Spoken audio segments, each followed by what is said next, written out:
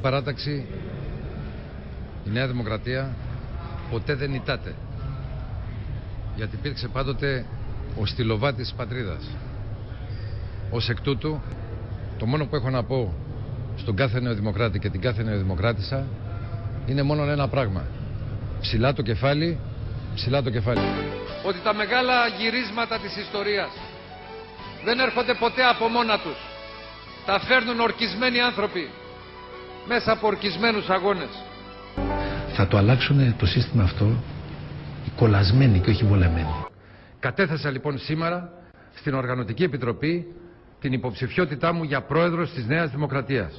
Προβάδισμα της Ντόρας Μπακογιάννη για την ηγεσία της Νέας Δημοκρατίας κατέγραψε η δημοσκόπηση της GPO που παρουσιάστηκε στην εκπομπή Ανατροπή του Γιάννη Πρετεντέρη, χωρίς ωστόσο να μπορεί κανείς να αποκλείσει το ενδεχόμενο του δεύτερου γύρου.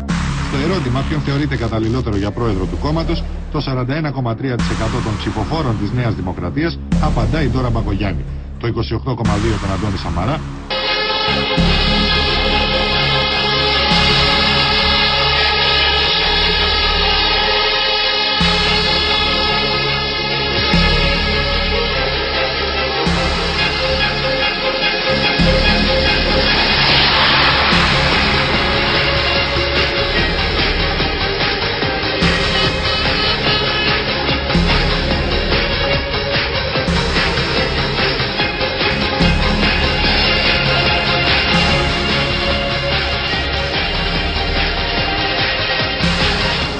Σήμερα η βάση της Νέας Δημοκρατίας εξέλεξε το νέο αρχηγό του κόμματος.